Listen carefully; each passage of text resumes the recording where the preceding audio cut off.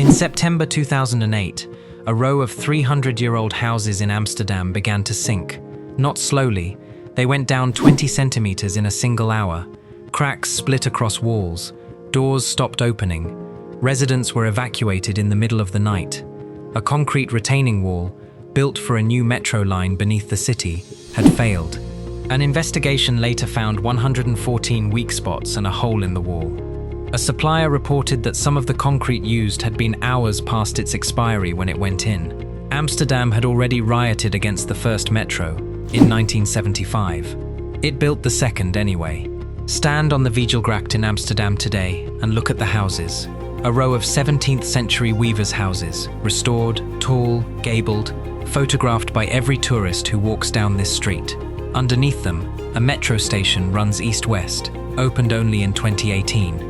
Now pull up the photographs from September 2008. The same houses, cracked, leaning, doors that would not open, windows split, residents being walked out by emergency services in the dark. The metro that was supposed to make Amsterdam more connected, more modern, more European, had, overnight, almost demolished the city the metro was supposed to serve. This is the story of the Noord-Zuid-lijn, Amsterdam's north-south line, a piece of transport infrastructure that began with a clear promise. Original budget, roughly €1 billion. Original opening, somewhere between 2007 and 2011, depending on which revision you read. Final cost, between 3.1 and 3.5 billion euros, more than triple. Final opening, 22 July 2018, 7 years late at best, 11 years late from the original target. You can already feel the case forming. But this line did not become a disaster on its own. It became a disaster because of the metro that came before it. The one Amsterdam built in the 1970s, the one that ended in riots. To understand why a 2008 concrete wall failed under a Dutch street, you have to go back to 1975, when the city's first metro line was being driven through the heart of the historic centre. That line, the East Line, used a method called cut and cover construction. You dig a trench from the surface, build the tunnel inside it, and roof it over. Cheap, effective, brutal, if the surface you are cutting through happens to be a neighbourhood. To make space for the line, and for the Newmarkt station, around 300 historic buildings in the Newmarkt area were earmarked for demolition. Residents resisted. The city sent in police, and on the days that came to be called the Newmarkt riots, in March and April 1975, the Amsterdam authorities deployed over 100 municipal police, supported by 500 military police, against protesters trying to defend homes that residents said were structurally fine. The houses came down anyway. The metro line opened in 1980. That is the image to hold on to. A democratic European city in the second half of the 20th century, sending military police to evict people from buildings in good condition in order to clear a tunnel corridor. The riots did force changes. Fewer buildings were demolished in the end than originally planned. The area was rebuilt with more social housing than originally intended. The Newmarkt station that opened in 1980 carries, in its tiled walls and floors, fragments of the houses that were destroyed, and the phrase, "Wonen is geen misdaad," living is not a crime, written into the station as a permanent memorial. The metro runs. The reminder of what it cost runs with it, and then comes the sentence that changes everything that follows.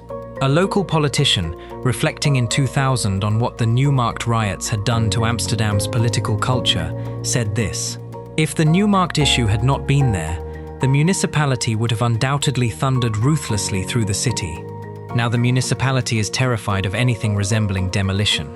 You do not need a planning degree to see the trap that sets up. The lesson Amsterdam thought it learned from 1975 was, never again do this above ground. Never again take people's houses. Never again let the city above the metro see what we are doing to it. Whatever the next metro line was, it had to be invisible, it had to be careful, it had to be quiet. And by the time Amsterdam started seriously planning the North-South line in the 1990s, it thought it had the answer. The promise of the Noord-Zuid-lijn was that new tunnel boring machines, operating deep underground, far below the surface buildings, would let engineers cut tunnels through the city's soft soil without disturbing the ground above. The technology had been improving across Europe. Amsterdam had also recently completed 2 large infrastructure projects on time and on something like budget: the Piet Hein Tunnel and the A10 Ring Road. The city felt confident. We can do this. We can build a north to south metro line through the historic center.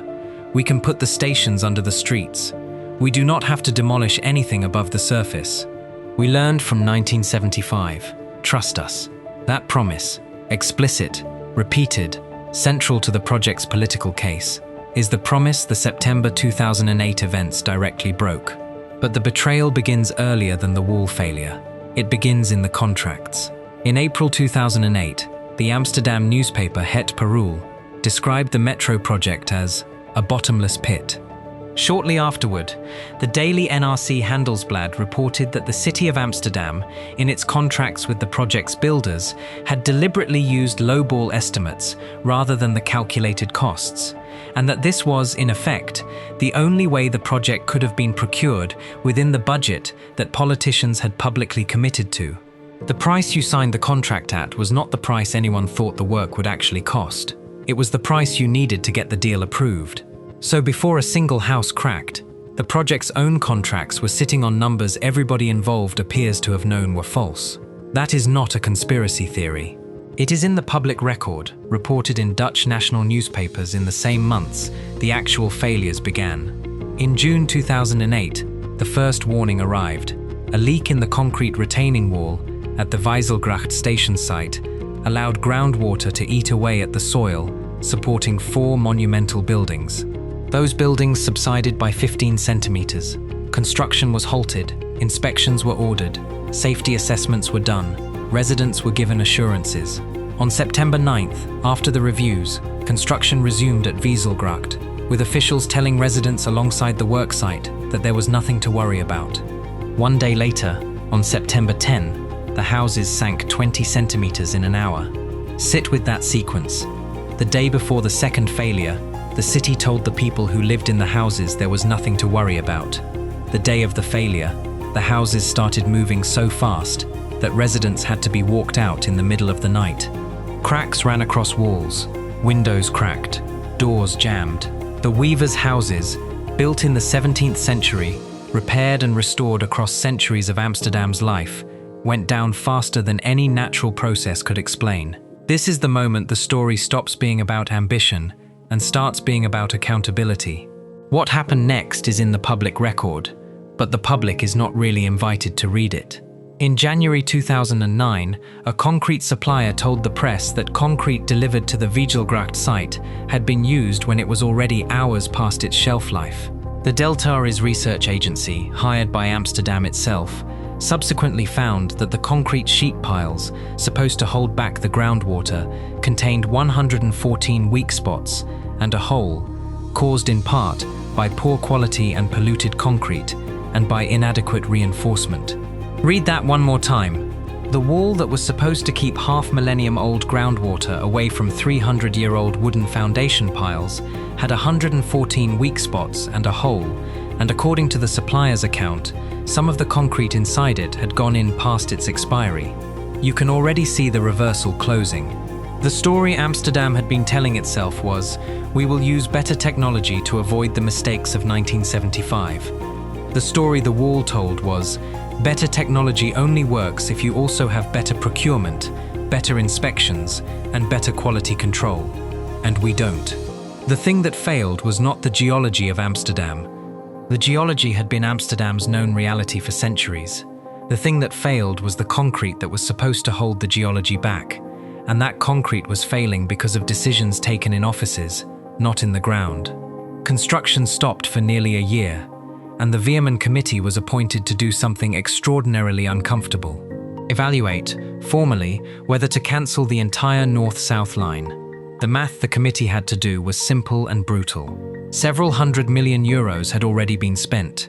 The tunnels under Amsterdam, were partly bored. Stations were partly excavated. Land had been bought. Contractors had been paid. If the project stopped, all of that money was spent for nothing. If the project continued, it would have to continue through the same historic neighborhood, with contractors whose concrete had already failed and whose walls had already sunk monumental buildings twice. The committee concluded that the sunk cost was now so high that cancellation would be nearly as expensive as completion, and that the project should continue, but with greater transparency, more public involvement, and increased compensation for affected residents. That is the trap. Continue with the same risks, or write off hundreds of millions for nothing. They chose to continue. You can read everything after that decision as the slow, expensive, 10-year-long act of trying to vindicate the choice. The walls were rebuilt, new inspections were imposed, the compensation for residents was paid out, new deep stations were finished, new trains were ordered. The work with care continued. On 22 July 2018, the Nord-Zuid-Line finally opened, around 7 years after the most recent revised target, around 11 years after the original 2007 hope. The total cost, by the most consistent figures, came in somewhere between 3.1 and 3.5 billion euros, against an early estimate of about $1 billion. Triple the price, more than a decade late, for a metro line whose construction had at one point sunk a row of 300-year-old houses in less than an hour. And in the middle of all this is the small civic gesture that locals had asked for, and that the city had refused. The Vijzelgracht had not always been a street. Until the 1940s, it was a canal, one of the working waterways at the heart of Amsterdam's geography. During the metro construction, with the ground torn up and the underground reshaped, a consortium of residents put forward a proposal. While you are down there, restore the canal. Give Amsterdam back a piece of its original water. In 2006, the city council rejected the plan. Too expensive. So the disruption produced a metro station. It did not produce the one thing the affected residents actually asked for in return. If you stand on the Vijzelgracht today, you are standing on a street, not a canal, above a station built at 3 times its original budget, beneath houses that almost collapsed during its construction. The houses are repaired. The weavers' houses in particular look as they should look, gabled, tall, beautiful. A new metro train pulls in beneath you every few minutes. The tunnels run. The line works. By every operational measure, the Nord-Zuid-Line is now functioning Amsterdam infrastructure. You can take a train from the north of the city to the south in minutes, where before it took the better part of an hour. That is success, by one measure. And it sits on top of a record that is, by another, deeply uncomfortable. The concrete supplier whose account suggested expired material had gone into the walls was never, in the records surfaced for this story, publicly held to account in any court process. The Deltaria's report on the 114 weak spots is in the public record. The Veerman Committee's analysis, that cancelling cost almost as much as continuing, is in the public record. The 2008 newspaper reports describing the contracts as built on deliberately lowballed estimates are in the public record. Nobody has had to deny any of these things. They simply sit alongside a metro line that now carries passengers every day as the slowly archived evidence of how this got built. Now go back to the 1970s and read the 2 acts together. In Act 1, the city wanted a metro and was willing to send the military police against its own residents to get it. 300 buildings came down. The riots changed the political culture. The Newmark station opened with anti-metro art in its tiles, because that was the only deal the city could live with. The municipality decided, in effect, that it would never thunder ruthlessly through the city again. In Act 2, that resolution shaped the planning of the Nord-Zuid-Line. The new line would be deep. The work would be invisible from the surface. The technology would be smarter, and the city's promise to its residents would be, "You will not be hurt this time." Then Amsterdam awarded contracts on numbers it knew were too low. It oversaw construction by a system that allowed expired concrete to enter the walls. It assured residents one day and watched their houses sink the next. The lesson the city had learned was, don't demolish. The lesson the city had not learned was, tell the truth about money and inspect what gets buried. That is the trap snapping shut. The cure for the first disaster shaped the conditions for the second. You can almost feel the symmetry. In the 1970s, Amsterdam was honest about wanting the metro and dishonest about how brutal it was willing to be to get one. In the 2000s, Amsterdam was honest about wanting to be gentle and dishonest about how much that was going to cost, and what shortcuts had been built into the procurement to hide the difference. Walk past the Vijzelgracht one more time. The weavers' houses stand. The metro hums underneath. Tourists photograph the gables. There is no plaque on the street explaining what happened here in September 2008. No public mark to tell you that the buildings you are looking at were almost lost to a wall poured with concrete that, by some accounts, had already aged out of usefulness before it went in. The station is named for a street that used to be a canal. The canal was not restored. The metro arrived. The bill came in at triple the promise. The houses are repaired. The supplier's allegation about the concrete sits in the archives. The Deltares finding about 114 weak spots and a hole sits in the archives. The Veerman Committee's analysis of why cancellation was no longer affordable sits in the archives. You can ride this metro tomorrow. It works. The trains are clean. The station designs are good.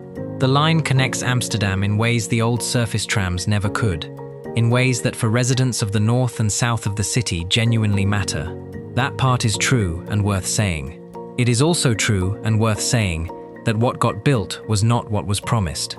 The promise was a metro that would not damage the city above it, on a budget that worked, on a schedule that worked.